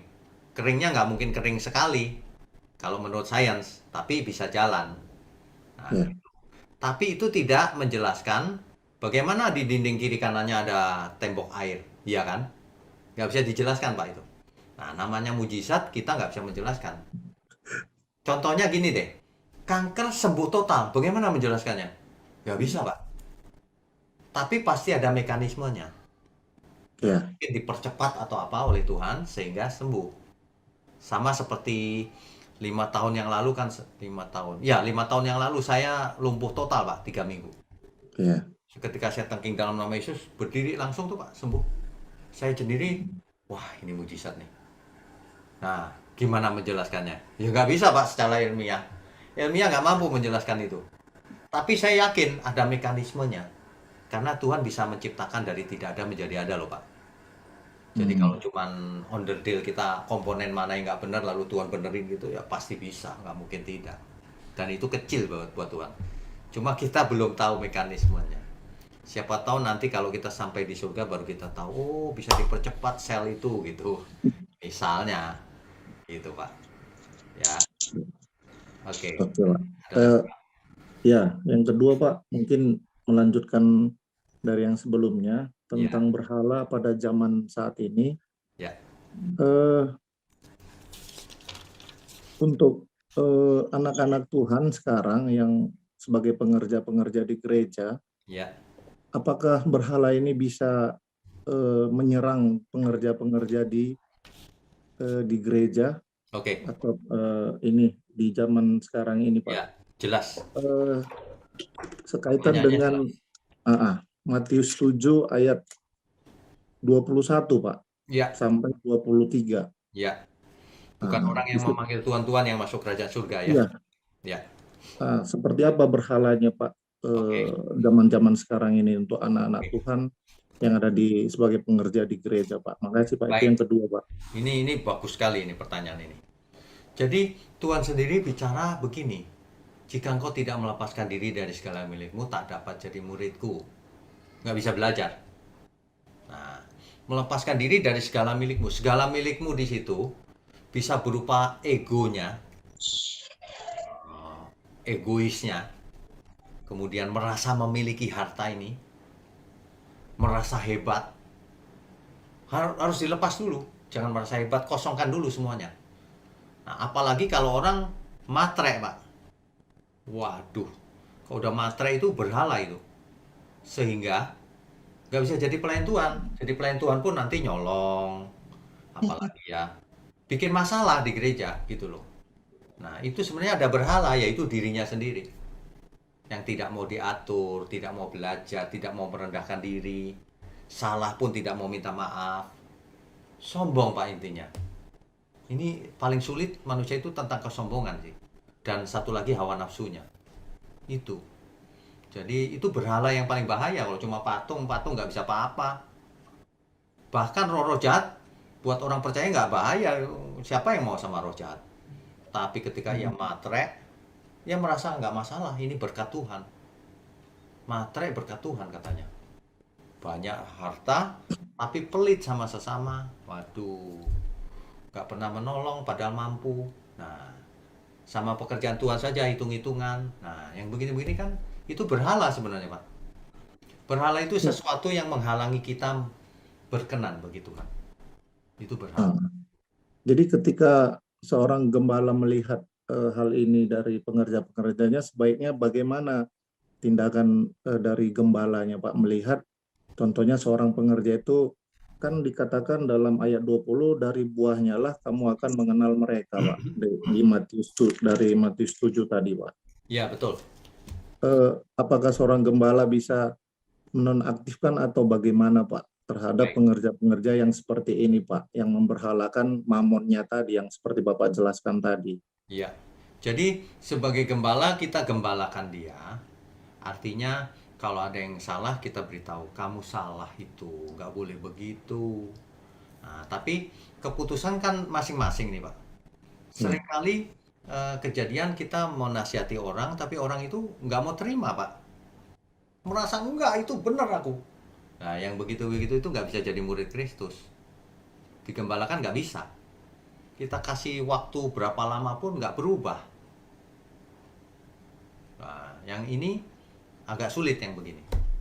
Kalau dia sampai mengorbankan banyak orang, ya dia harus diambil tindakan supaya tidak merugikan banyak orang. Misalnya kalau dia sudah keterlaluan, dia diskors dulu. Oh iya. Supaya dia berubah. Kecuali dia nggak mau berubah, dia sendiri nyerah. Ya sudah, kalau itu keputusan pribadi. Gitu, Pak. Iya, Pak. Baru yang terakhir boleh, Pak, satu lagi. Boleh. Dalam Injil Matius 28, Pak, ayat 19-20 kan ada pesan amanat agung sebelum Tuhan Yesus naik ke surga, Pak. Karena itu pergilah, jadikanlah semua bangsa muridku dan baptislah mereka dalam nama Bapa dan Anak dan Roh Kudus. Dan ajarlah mereka melakukan segala sesuatu yang telah kuperintahkan kepadamu. Jadi bagaimana porsi kita, Pak, saat ini? Mungkin kita banyak bekerja di marketplace atau di dunia sekuler untuk mengerjakan pesan atau amanat agung ini, Pak. Sedangkan dikatakan di ayat 9, karena itu pergilah. Bagaimana kita pergi ke satu daerah untuk mengemban ataupun mengerjakan tugas ini, Pak. Sementara kita dalam bekerja di marketplace-nya. Makasih, Pak. Oke, baik. Ini sebenarnya pengertiannya yang harus diluruskan sedikit. Itu bukan kita disuruh pergi meninggalkan pekerjaan dan sebagainya, jadi pendeta, pergi ke Irian, ke Kutub Utara, bukan. Ayat itu berkata begini sebenarnya, selagi engkau pergi, kemanapun kamu ada, dimanapun kamu ada, beritakan Injil. Gitu. Nah, beritakan Injil itu juga bukan dengan kata-kata percayalah Yesus, bukan itu. Beritakan Injil itu seluruhnya. Artinya, yang diberi banyak dituntut banyak, Pak. Kalau seorang pengkhotbah, ya khotbah kencang. Hari ini kita beruntung ada teknologi online. Nggak usah pergi ke sana sini, seluruh dunia ngumpul di Zoom. Wah, kan lebih efektif, lebih efisien. Nah, kalau ada di marketplace, ingat ya, Tuhan itu menuntut apa yang bisa kita lakukan. Tuhan tidak menuntut seorang yang ada di marketplace, kamu pergi ke Irian, tinggalkan bisnismu. Enggak begitu. Selagi engkau berbisnis, nah, bisa dipakai untuk memuliakan Tuhan nggak ini bisnismu ini? Kalau engkau punya uang banyak, uangmu untuk apa? Kalau bisnis jangan gagal, bisnisnya harus sukses. Tapi setelah sukses untuk apa uangnya itu? Nah, untuk memuliakan Tuhan. Jadi yang dimaksud menginjil itu menjadi saksi Kristus dimanapun kita ada. Sebagai bisnismen kita jadi saksi Kristus. Jangankan begitu, Pak. Orang yang melayani di gereja belum tentu dia melayani Tuhan. Melayani di gereja banyak yang melayani diri sendiri. Itu sebabnya gampang tersinggung. Karena nggak melayani Tuhan. Aku dihina nih. Gitu. Wah, kalau udah aku gitu udah nggak bisa melayani pasti. Disuruh berarti terjemahan ini kurang tepat ya, Pak ya, dalam kitab itu tadi ya. Pergilah itu artinya dimanapun kamu berada. Iya, betul. Konteksnya gitu. Selagi engkau bepergian kemanapun, beritakan Injil. Gitu. Iya. Jadi kita ada dimanapun, di rumah sekalipun, kita beritakan Injil. Beritakan Injil itu bukan dengan perkataan, dengan perbuatan juga. Jadi kalau orang lihat kita, ini pasti dari surga ini orang ini. Itu. Jadi saya teringat dengan seri 18 Kitab Kejadian, Pak, mandat prokreasi ya, Pak ya. Ya. Waduh, Bapak sudah ikutin ya? Sudah, Pak. Kitab Kejadian sudah habis, Pak. Keluaran sekarang, Pak. 50 sesi itu, Pak. Iya, Pak. Saya catat, Pak, semua. Itu lebih dari kuliah teologi loh, Pak. Makasih, Pak. Makasih. Ya, Tuhan berkati deh. Ya, terima kasih, Pak, untuk jawabannya dan penjelasannya. Shalom. Ya, shalom. Tuhan berkati. Ibu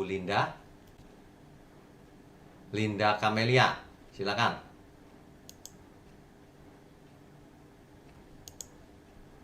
Di unmute, Bu. Nih, saya klik. Oh ya. Ya. Malam, Pak. Malam. Jujur ya, Pak. Saya berharap Bapak panjang umur, sehat selalu. Amin. Kenapa, Pak? Saya senang ya, Pak. Pengajaran ini memang benar, Pak. Bapak tadi setelah memberi pelajaran, setelah selesai ulasannya, Bapak sampai bilang begini, dikelewatan banget ya manusia ini, gitu kan. Begitu jahatnya, gitu kan. Ya. Sampai-sampai tuh raja itu nggak takut sama Tuhan, gitu loh. Dan yang saya baca waktu sebelum mengenal Bapak itu, saya terharu, Pak, sama di Ulangan. Di Ulangan itu saya ulang-ulang bacanya, di Ulangan itu betapa cintanya ya, Pak, sebenarnya Tuhan sama manusia ya. Tapi ending-endingnya dia ditolak. Di Samuel itu dia bilang saya minta raja, gitu kan? Betul. Nah, itu saya merasakan loh, Pak, betapa sedihnya Tuhan itu ditolak loh. Saya pun merasakan sedih gitu loh, ditolak ya. Kata Tuhan begini, Samuel berikan dia raja, dia tidak menolak kamu, tapi dia menolak aku. Ya, kan? Betul. Nah, yang Bapak tadi bilang begini, bertobat, gitu. Jangan kita belajar dari orang-orang Israel yang sudah dipilih sama Tuhan, tetapi mereka itu murtad, gitu kan? Ya. Nggak mengasihi, gitu kan? Ya. Sebenarnya ya, Pak, lalu saya bilang, untuk orang bertobat itu memang nggak gampang, tetapi pertama-tama seperti yang Bapak bilang ini, makanya saya berdoa lah, Pak, Bapak biar panjang umur, sehat, ajarinlah saya juga termasuk ya, supaya mereka itu kalau sampai mereka ini Pak mengenal firman Tuhan yang benar, yang seperti Bapak bilang, ini mereka akan takut sama dosa. Makanya kenapa orang-orang di luar sana ke gereja rajin, teman saya juga banyak, tetapi masih melakukan seperti hal yang tidak diinginkan Tuhan gitu loh. Masih berbuat dosa, masih jahat, masih ngomongin orang. Nah, maka itu mereka nggak mencintai firman, Pak. Makanya saya merasa bersyukur gitu loh ya. Bersyukurnya begini, Bapak tuh benar-benar baik banget sama kita orang ini. Dan hamba Tuhan itu tidak bisa kita harapkan. Nggak bisa kita harapkan, Pak. Keselamatan itu dari diri kita sama Tuhan. Nah, firman ini Pak, kalau memang benar-benar dibaca Pak, kalau sungguh-sungguh dibaca lagi, diulang lagi yang seperti Bapak bilang, kita tuh bisa nangis. Nangisnya kenapa? Saya kadang-kadang suka bilang ini, Tuhan kenapa sih engkau milihnya bangsa Israel?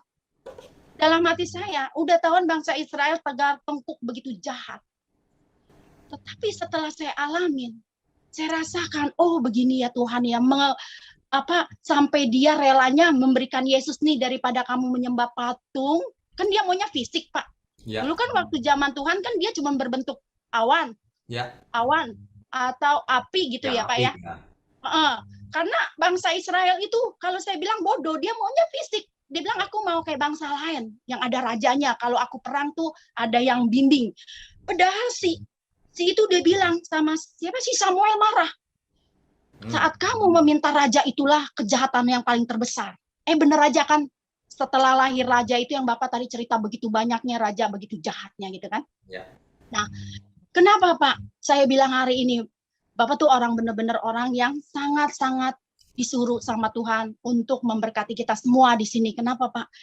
Bener loh Pak, saya mah sering ngikutin YouTube Bapak, yang mana-mana pun saya setel. Pokoknya intinya gini, saya nggak mau hidup saya udah seperti Ulangan ini, apabila kita melawan Tuhan, kita diserang sama bangsa lain. Apabila bangsa Israel menyembah berhala lain, diserang lagi sama bangsa lain. Itu Tuhan ibaratnya nggak mau nengok, dibiarkan. Nah, tetapi saat dia mau memanggil Tuhan Allahnya, dia bersekutu dengan Tuhan Allahnya, Tuhan memberikan kemakmuran. Nah, yang tadi Bapak bilang, kenapa Pak? Kita juga kadang-kadang seperti itu Pak. Nah, satu Pak, makanya saya tuh pengen banget belajar. Sebenarnya Pak, iblis itu Pak, nggak pakai patung, yang Bapak bilang uang. Uang itu yang paling pertama, paling kejahatan adalah uang. Suami istri bisa saling membunuh itu karena uang. Ya. Asuransi dibunuh kan, pasangannya kan Pak. Ya. Alasannya kecelakaan. Nah, saya setuju Pak. Bapak terus-terusan aja deh Pak, ngajarin kita tuh untuk bertobat. Masalahnya gini Pak, kalau orang sungguh-sungguh Bapak tuh kayak begini nih, Bapak kan ngasih tahu nih, ini bahaya nih kata Bapak. Dari awal sampai keluarnya bangsa Israel itu dari Mesir, dia itu udah nggak mau nerima Tuhan Pak sebenarnya Pak. Iya betul. Jadi kita yang bukan bangsa Israel mengenal Yesus itu jangan disia-siakan. Ya. Dan satu ayat Pak, saya mau kasih tahu juga sama teman-teman di sini ya Pak ya. Ya. Di sini 1 Yohanes, judulnya Anak-anak Allah. Nah, judulnya Anak-anak Allah, Yohanes 3 ayat 3 itu bunyinya begini, Pak. Ini yang saya pengen ya sama teman-teman, karena saya juga pengen yang Bapak ajarkan di sini, kita orang semua di sini selamat. Bukan hanya sekedar belajar, tetapi melakukannya. Ya. Yang pertama adalah kita mencintai Tuhan. Kalau kita saja mencintai Tuhan, kita tidak akan mau menyakiti hatinya. Nah, setiap orang yang menaruh pengharapan itu kepadanya, nyanya huruf besar, menyucikan diri sama seperti dia adalah suci. Nah, sekarang Pak, saya kan sendiri, pasti godaan ada. Ya. Jadi satu-satunya jalan pala saya penuhin apa? Ya saya penuhin firman. Bukannya saya setiap hari firman, enggak ya tetap kerja. Ya. Tapi maksudnya setiap saya mau pergi, saya minta Tuhan lindungi saya, tutup bungkus saya dengan kuasa darah-Mu. Atau firman yang gampang nih, yang saya ingat. Jauhkanlah jalan dusta daripadaku ya Tuhan. Karuniakanlah aku Taurat-Mu. Terus kadang-kadang saya lagi bawa mobil, saya bilang lebih baik 1 hari di pelataran-Mu Tuhan daripada 1000 hari di tempat lain. Saya selalu perkatakan begitu Pak. Kalau hati saya lagi khawatir, saya takut, saya perkatakan lagi. Kekhawatiran dalam hati membungkukkan orang, tetapi perkataan yang baik menggembirakan dia. Nah, itu aja Pak. Terima kasih ya Pak. Ya, terima kasih. Ini luar biasa ya sharingnya. Oke, Tuhan berkati Bu Linda. Terima kasih Pak. Oke, berikutnya Pak Oto di Blitar. Silakan Pak. Saya bantu unmute. Tinggal diklik Pak. Ya. Salam Pak Wiknyo, Gusti memberkati. Ini waktunya sudah mepet Pak, langsung pertanyaannya ya. Saya mengucap syukur selama ini saya bisa mengenal Pak Wiknyo, walaupun saya tinggal sendiri karena saya sudah ditinggal dengan keluarga saya. Ya. Tapi saya mengatakan, saya kasih pendek ceritanya. Ya. Saya nggak mengatakan sendiri karena saya tahu dia dipanggil oleh Tuhan.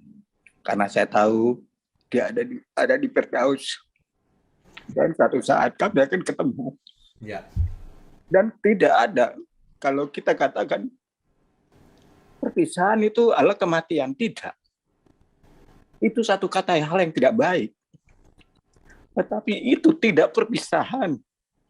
Kita harus mengerti kematian itu adalah kehendaknya. Tuhan punya sayang. Ya. Saya tahu di saat Natal ini saya sendiri. Tapi saya tahu Tuhan Yesus ada sama saya. Dan saya sangat bergembira saya dilahirkan di saat sekarang. Kalau saya dilahirkan di saat bangsa Israel, mungkin saya juga bangsa yang gagal. Tapi sekarang saya mengucap syukur senantiasa karena saya dilahirkan zaman sekarang, di zaman perjanjian baru, dan saya terus berketetapan dengan firman Tuhan. Ya. Dan saya mengucapkan banyak syukur-syukur kepada Pak Wiknyo yang telah banyak mempelajari kami, mengajar saya. Pada saat saya sendiri, saya tidak merasa sendiri. Dan saya kangen terus bahasa firman, kangen terus sama pelajaran. Terima kasih Pak Wiknyo, saya nggak bertanya, hanya mengucap syukur hati saya. Puji Tuhan. Gusti Yesus memberkati. Gusti Yesus memberkati Pak. Malam ini banyak sekali kesaksian yang menguatkan kita. Ini jamnya sudah lewat 5 menit, mungkin satu lagi kali ya. Atau 2 lagi. Pak Gius Setiawan, bisa langsung cepat ke pertanyaannya. Silakan. Ya. Ya, selamat malam Pak Gio. Selamat malam. Pak, kalau Elohim itu Bapak Allah ya Pak? Bagaimana? Elohim itu Allah ya Pak? Ya, terjemahnya jadi Allah, betul. Terus? Kalau Elohim Yahweh, Pak? Itu terjemahannya Tuhan Allah. Tuhan Allah.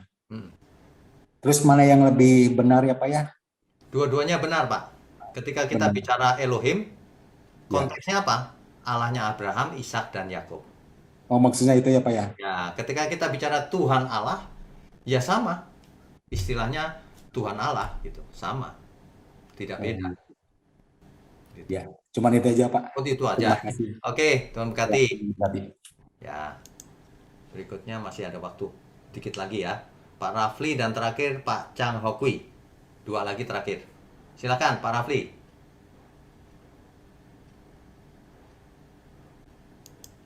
Pak Rafli.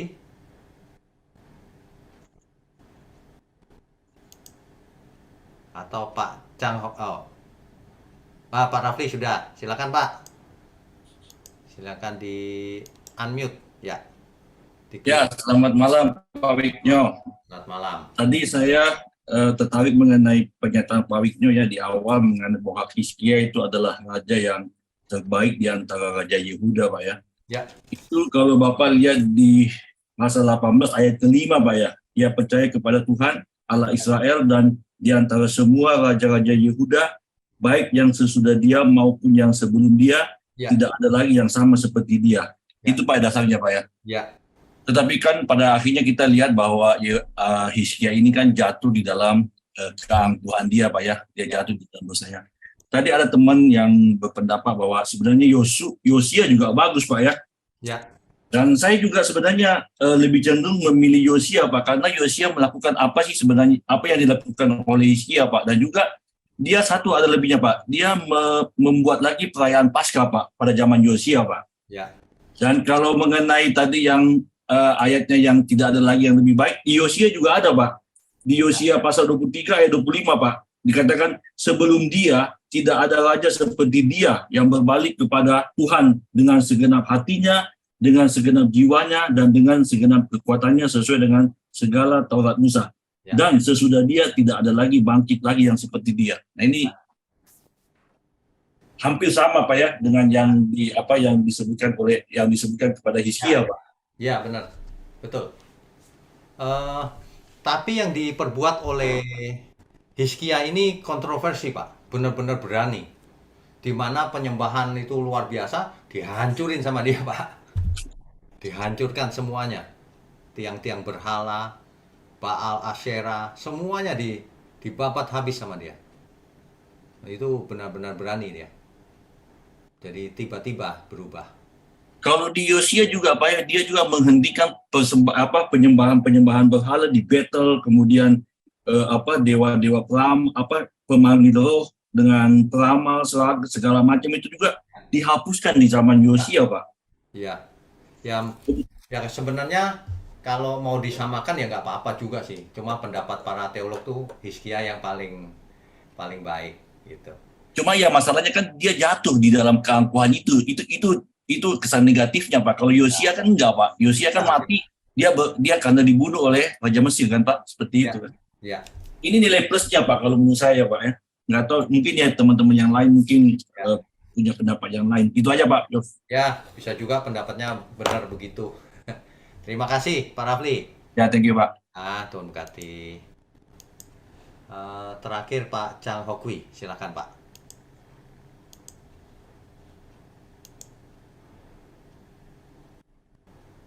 Malam, Pak. Malam, shalom. Ya, Pak. Pak, Tuhan kan udah bicara melalui Yeremia, Pak. Yesaya. Bahwa dia akan mati, Pak. Ya. Ya. Kenapa dia nggak ngikuti perintah Tuhan, Pak, bahwa dia akan mati? Terus akhirnya kan dia minta umur panjang lagi, dikasih, akhirnya kan dia berbuat dosa, Pak. Ya. Padahal dia juga dibilang sebagai raja yang baik gitu, Pak. Kok dia nggak dengar suara Tuhan melalui Yesaya, Pak? Sebenarnya nggak begitu, Pak, cara berpikirnya. Cara berpikirnya gini, ketika ia divonis mati, ia ingin umur panjang, bukan? Nggak salah itu. Jadi dia berdoa kepada Tuhan minta umur panjang. Nggak salah. Ditambahkan oleh Tuhan 15 tahun. Berikutnya kan dia tidak harus berbuat salah. Nah itu kesalahan dia cuma di situ. Bukan berarti gini kalau umurnya ditambah pasti buat salah. Nggak juga. Tapi kasusnya Hizkia begitu. Minta umur panjang terus dia salah. Sombong. Nah salahnya sendiri. Kalau kita minta umur panjang tapi nggak sombong ya nggak masalah, Pak. Gitu loh. Tergantung kasusnya. Sepertinya Tuhan kayaknya tahu tuh, Pak, dia bisa berbuat salah, makanya udah kamu mati gitu kan, Pak. Enggak juga, Pak. Sebelumnya vonisnya mati, tapi karena Hizkia minta perpanjangan ya oke, dikasih aja gitu. Bukan karena dikasih supaya buat dosa, enggak juga. Kalau Tuhan begitu kan Tuhan kurang baik berarti. Enggak juga, itu keputusan Hizkia, sombong itu. Itu natural. Diri mati, Pak, ya. Ya, jadi bukan Tuhan yang menentukan sombongnya, bukan. Kan banyak yang membahas begitu. Gara-gara minta 15 tahun nih jatuh dalam dosa, kalau gitu nggak usah minta. Enggak gitu. Sama seperti kita sakit, Pak. Boleh nggak kita berdoa minta sembuh? Ya boleh. Kalau gitu nggak usah, ntar kalau sembuh aku bikin dosa, ya nggak gitu caranya. Kan tergantung masing-masing. Gitu, Pak. Tergantung kehendak diri lagi ya, Pak. Iya, tergantung kitanya masing-masing. Bukan berarti kalau minta disembuhkan atau diperpanjang umurnya langsung nanti buat dosa. Enggak. Tergantung kitanya. Ya. Ya. Ya cukup, Oke. Pak. Tuhan berkati, Pak. Ya, makasih, Pak. Ya. Oke, malam ini sudah hampir jam 9. Kita selesaikan ya, Bapak Ibu ya. Mari kita tundukkan kepala, mari kita berdoa. Bapa di surga, tidak henti-hentinya kami mengucap syukur kalau ada online Bible Study di mana tempat kami belajar. Biarlah acara ini, program ini Tuhan yang pimpin, agar hamba-Mu tahu apa yang harus dikatakan. Juga agar semua ini menjangkau sampai ke ujung bumi. Mohon berkati tangan-tangan yang mendukung pekerjaan-Mu Tuhan. Biarlah mereka diberkati supaya bisa memberkati banyak orang juga. juga berkati kami semua. Kami angkat tangan kami sambut segala berkat yang dari Tuhan. Biarlah kami sehat, umur panjang, tapi tidak jatuh dalam dosa. Hanya di dalam nama Tuhan Yesus kami berdoa. Haleluya. Amin. Saudara sekalian, bicara soal kebenaran, setiap orang merasa benar. Makanya semua kecap dinomor satukan. Ada orang yang mengatakan saya paling benar, ini paling benar, itu paling benar. Mana sebenarnya yang paling benar? Oleh sebab itu, hadiri seminar 7 natur kebenaran dan aplikasinya. Seminar ini wajib dihadiri oleh para teolog, apologet, pengkhotbah, bahkan oleh para jemaat sendiri. Agar kita bisa membedakan manakah yang benar, manakah yang salah. Inilah alat uji kebenaran yang sangat objektif dan alkitabiah. Pastikan saudara ikut dan ajak seluruh saudara dan sahabat-sahabat. Bapak-bapak dan ibu-ibu yang terkasih dimanapun berada, yuk kita belajar pelajaran Alkitab bersama secara online setiap hari Rabu jam 7 malam bersama pendeta Bapak Wignio Tanto secara online, bisa melalui Zoom. Tetapi kita harus mendaftarkan dulu ke nomor berikut ini. Selamat bergabung dan Tuhan Yesus memberkati.